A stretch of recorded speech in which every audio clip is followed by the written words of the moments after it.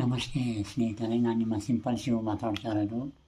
ಜನವರಿ 21 ಕರ್ನಾಟಕ ಮರೆಯೋಕ್ಕಾಗದೇ ಇರುವಂಥ ದಿನ.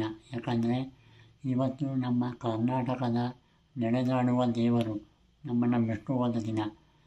ಅಂದರೆ ಪದ್ಮಭೂಷಣ, ಕರ್ನಾಟಕ ರತ್ನ, ತ್ರಿವಿಧ ದಾಸೋಹಿ, ಶತಾಯುಷಿ, ರಾಜ್ಯೋತ್ಸವ ಪ್ರಶಸ್ತಿ ಪುರಸ್ಕೃತರು, ಕರ್ನಾಟಕದಲ್ಲಿ ನಡೆದಾಡುವ ದೇವರು ಎಂಬ ಹೆಸರನ್ನೇ ಪಡೆದಿದ್ದ ಶತಮಾನದ ಸಂತ, ಮಹಾಯುಗ ಯೋಗಿ ಶ್ರೀ ಶ್ರೀ ಶ್ರೀ ಡಾಕ್ಟರ್ ಶಿವಕುಮಾರ ಮಹಾಸ್ವಾಮಿಗಳ 7ನೇ ವರ್ಷದ ಪುಣ್ಯ ಸ್ಮರಣೆ.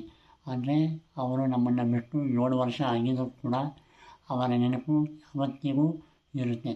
ಯಾಕಂದರೆ ಅವರು ಮಾಡಿರುವಂಥ ದಾನ ಧರ್ಮ, ಸಮಾಜ ಸೇವೆ ಮತ್ತು ಅವರನ್ನು ತ್ರಿವಿಧ ದಾಸೋಹಿ ಎಂಬ ಹೆಸರಿನಿಂದ ಕರೀತಾರೆ. ಯಾಕಂದರೆ ಅನ್ನ, ಅಕ್ಷರ, ಆಶ್ರಯ ಈ ಮೂರನ್ನು ಬಡ ವಿದ್ಯಾರ್ಥಿಗಳಿಗೆ, ನೂರಾರು ಲಕ್ಷಾಂತರ ವಿದ್ಯಾರ್ಥಿಗಳಿಗೆ ಕೊಟ್ಟು ಉಚಿತವಾದ ಶಿಕ್ಷಣವನ್ನು, ಆಶ್ರಯವನ್ನು ಕೊಟ್ಟು ಅವರನ್ನು ಸಮಾಜದಲ್ಲಿ ಒಂದು ಉನ್ನತವಾದ ಸ್ಥಾನಕ್ಕೆ ಕರ್ಕೊಂಡು ಹೋದರು ನಮ್ಮ ಸಿದ್ಧಗಂಗಾ ಶ್ರೀಗಳು. ಸಿದ್ಧಗಂಗಾ ಶ್ರೀಗಳಿಗೆ ಭಾರತ ರತ್ನ ಕೊಡಬೇಕು ಅನ್ನೋದು ಬಹಳ ವರ್ಷಗಳಿಂದ ಕೂಗಿದೆ.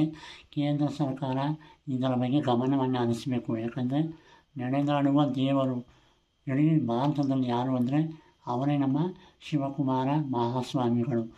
ಯಾವುದೇ ಸ್ವಾರ್ಥ ಇಲ್ಲದೆ, ತಾನು ನನಗೂ ನನ್ನದು ಅನ್ನದೇ ಲಕ್ಷಾಂತರ ಬಡ ಮಕ್ಕಳ ಜೀವನಕ್ಕಾಗಿ ತಮ್ಮ ಜೀವನವನ್ನೇ ಮುಡುಪಾಗಿಟ್ಟರು.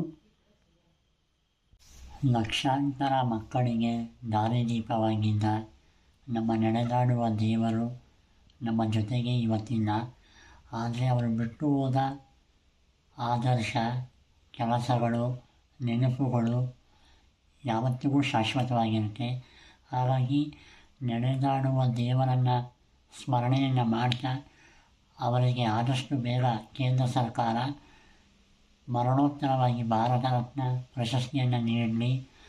ಇಂಥ ಒಬ್ಬ ಪುಣ್ಯ ಪುರುಷ ಮತ್ತೆ ನಮ್ಮ ನಾಡಿನಲ್ಲಿ ಹುಟ್ಟಬೇಕು. ಯಾಕಂದರೆ ಶತಮಾನಕ್ಕೆ ಒಬ್ಬರು ಇಂಥ ಸಂತ ಹುಟ್ಟು ಬರೋದು.